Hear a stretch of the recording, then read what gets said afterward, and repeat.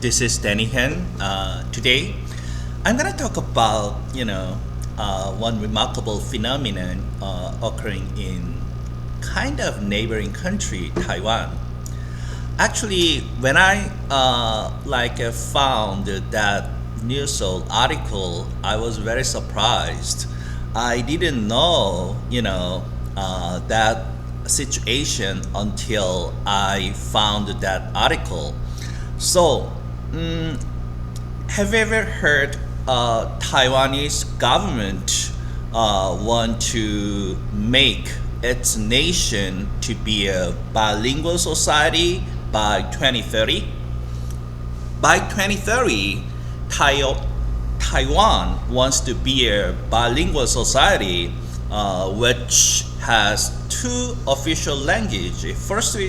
First one is Chinese Mandarin. The second one is English. The focus is to make English as the official language. So I was very surprised since I'm a person who pursue a voluntary bilingual in a monolingual society, South Korea, how difficult it would be to be a bilingual, while exposed to totally almost 100% monolingual society.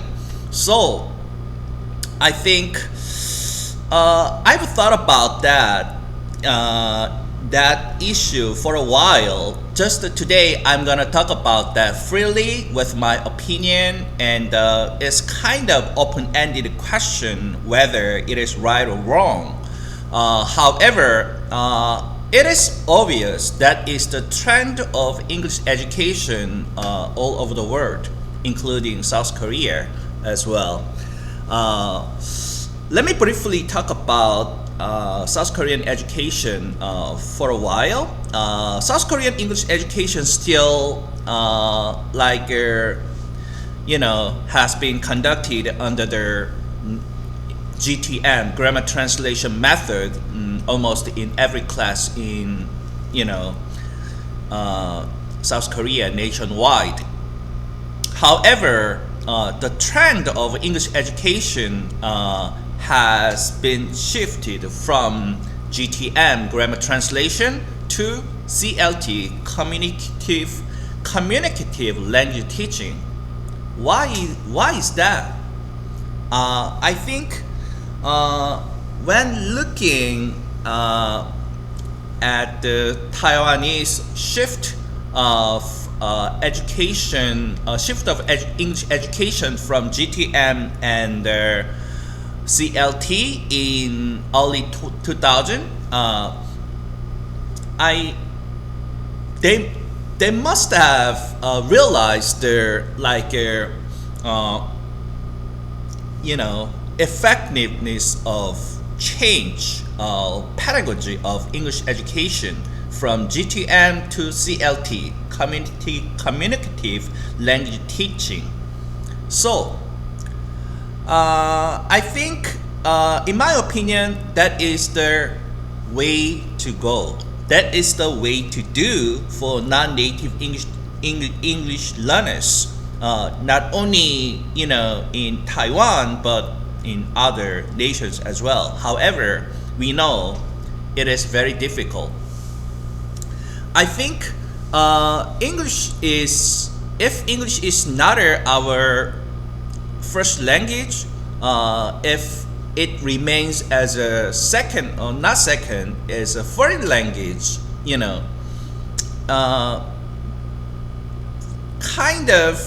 all the things about educations are aligned with that concept, foreign language, which means there is very rare opportunity to be given to students to use that language. Of course, obviously, that is very distant from real use of English situation, right?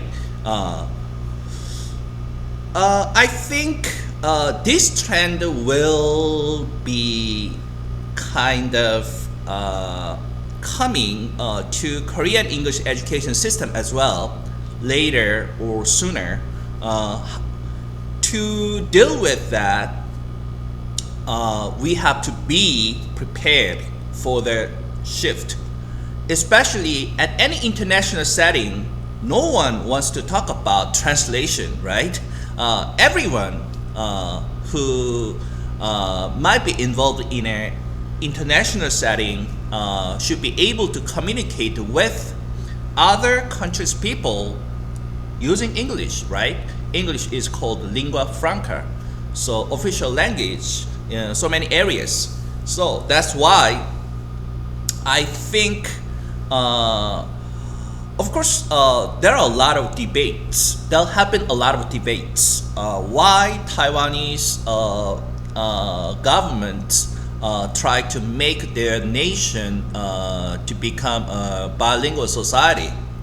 Of course, it's obvious, right? Especially to take advantage of like benefits of a bilingual society like Hong Kong or Singapore, like Taiwan country also like South Korea depends on like significant portion of revenue on export. Specifically, currently, like the biggest developer, like a manufacturer of a semiconductor chip, right?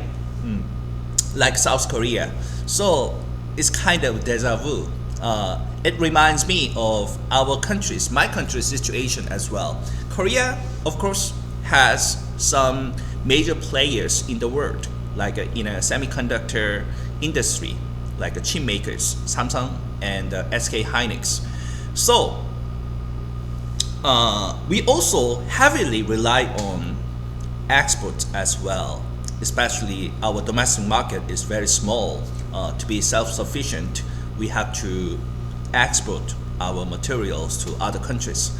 So I think that's why our English proficiency matters. There must be some kind of shift eventually from current method, grammar translation method.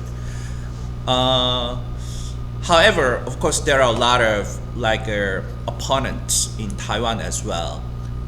It's too rushed, especially according to their plan initiative.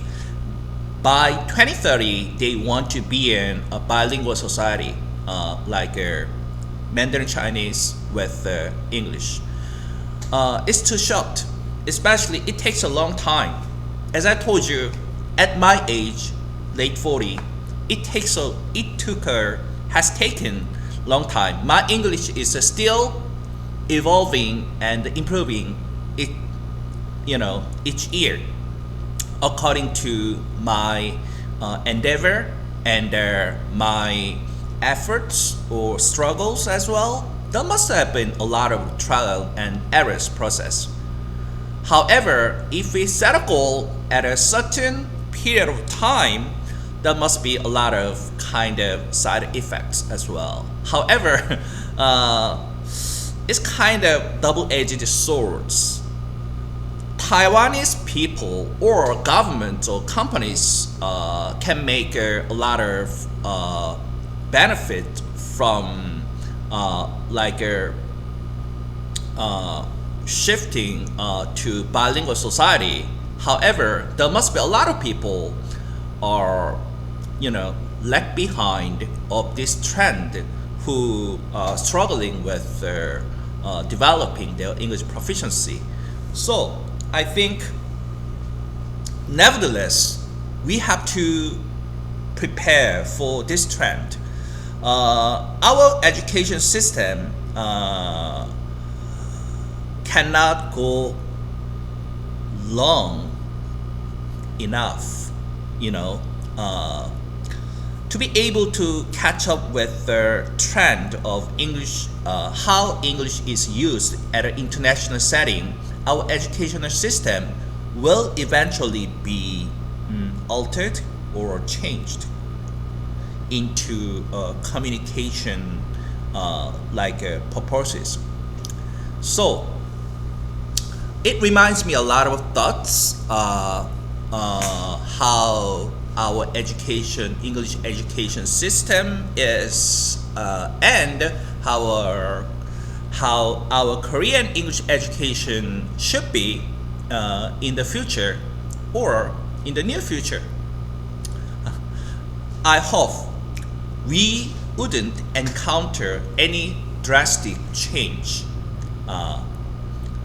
So I think, as I told you, there is no right or wrong answer.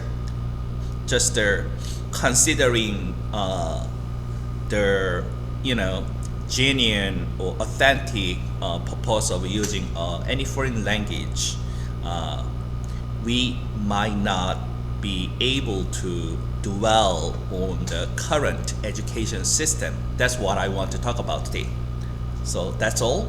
I'm very interested in how Taiwanese English education system is being changed in the near future. I'm not sure, and also I could see how English classes conducted, especially in Taiwan. All the English classes conducted in English. There were no Taiwanese or there were no Chinese from YouTube. So anyway, we have to be aware of that as an educator or teacher. So that's all. If you're interested in my video, you can subscribe my channel.